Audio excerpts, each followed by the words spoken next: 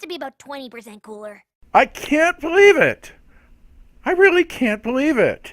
I'm quite certain that many who had their own headcanon and theories about the start of the royal sisters' reign were screaming, during the Season 4 duel episode beginning. While I was not one of them, I simply cannot believe that I did one video. I mean, just one bleeding video, and now I've got to redo it. Well, if you've watched my previous videos, you would notice that I did a take on alicorns and their theories around them. At the time, those theories held sound in my view. And this picture right here sums up my feelings about the writers completely destroying my theories. You show 'em, Twilight. Well, anyway, Sparky Brony here with another video overanalyzing the world of My Little Pony Friendship is Magic. So, here we are again. I watched the premiere of Season 4 and was very pleased to see a good bit of world building and the writers giving us a continued look at the backstory of our favorite princesses. Although my daughter, Lil Moonbeam, said about halfway into the second episode, Daddy, your headcanon was destroyed. Oh, goodness.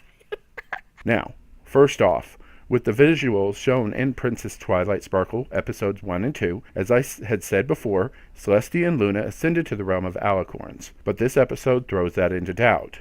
But not completely, though. First off, you see them gain the elements.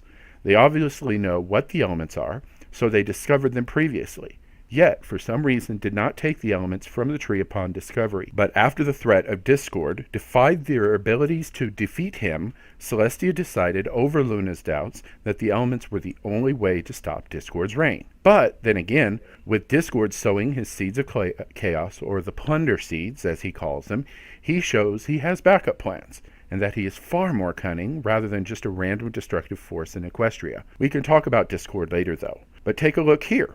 They are wearing the vestments of their royalty when they defeat Discord. And during Celestia's exposition during the beginning of the Return of Harmony, she did not say that they became princesses at that point. She simply said they defeated Discord. So, what is the theory now? As we have seen in Magical Mystery Cure and the book, The Crystal Heart Spell, to become an alicorn requires discovering new magic, as Cadence, the Pegasus pony, and Twilight, the unicorn, found out when they ascended. Did Celestia and Luna go through that same process? Well, we don't know for certain.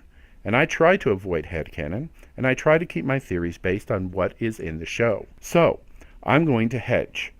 Whether or not Celestia and Luna are born or ascended, they were princesses before Discord came to power. And that gives them even more incentive into hastening his defeat. And the possibility of destroying the Tree of Harmony shows exactly how desperate they were to end his reign. So, with this new evidence, I'm pretty sure that Discord's reign was not just short, but really short. Far less than a decade. More like days, or possibly weeks. And the obvious injuries both had received show that they had tangled with Discord previously, when Twilight showed up during her little trip from Zecora's potion. That would explain why Celestia allowed Discord under her skin so easily when he was bantering with her during the Return of Harmony. He took her away from her rightful place in charge of Equestria. But, of course, that brings up a very important question. Where in the holy bleeding hell did Discord come from?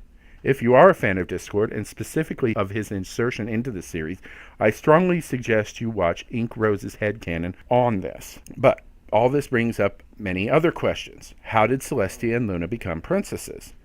We know that there was a time before the royal sisters were in charge. How did they come to be? How were they acknowledged as being in charge? Was there another pony in charge that they had to defeat? Some as of yet unknown villain? Not a clue. But I do have theories, and you see the visuals of Castlemania. There is apparently the statue of a full-size alicorn horse, and yet we know they do statues of ponies, so why a full-grown horse in the castle of the two pony sisters? Again, it's not explained, especially within the contrivance of Celestia's diary. So, perhaps there are born alicorns. I'm quite willing to concede that. But why? Is there a difference between the magic of born alicorns versus ascended? Are born alicorns immortal, while ascended or not? As Zecora said when she introduced the Deus Ex Machina potion that is only activated by alicorns. Since Twi was able to activate it with dark magic, is that something only alicorns can do? With the addition of one super gifted unicorn? But if that were the case, would that mean that our least explained villain, Sombra, is an alicorn himself? or simply an extraordinarily gifted unicorn? Boy, am I bringing up questions faster than they can be answered or what? And the most troubling thing is that I can't answer them based on evidence from the show. I would have to delve into the realm of headcanon, and I really sincerely try to avoid doing that. So I will leave some questions entirely open and perhaps invite you, dear viewers, to tell me your ideas in the comments section of this video. Now, on to another theory that this episode really destroyed.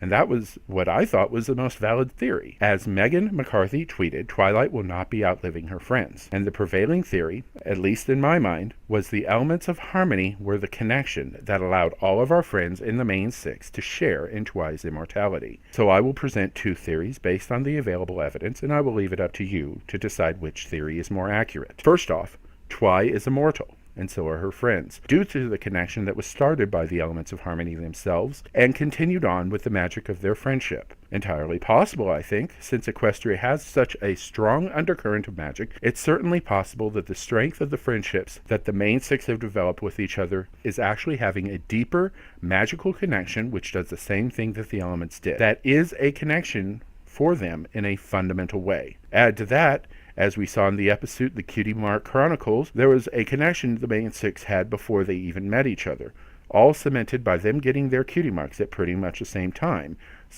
caused by Rainbow Dash performing a sonic rainbow. There is theory 1. Now on to theory 2. Twilight is not a born alicorn, so is not immortal, as Celestia and Luna apparently are. So her lifespan is the same as any other pony in their world, and will age with her friends of the same rank. And personally, I think theory 2 would be a cop-out for the writers. It would be much more interesting for Twi to be immortal, as apparently the Royal Sisters are, and with her friends can keep going on and learning more about themselves and each other indefinitely. Much as many bronies like myself would love to see the show going on indefinitely. Well, this is another video from Sparky Brony. I've joined Twitter, so you can follow my 3 or 4 tweets a month. I would love to see some comments from you. Tell me what you think. And let's see what else can be immortalized on YouTube. This is Sparky Brony. Thank you.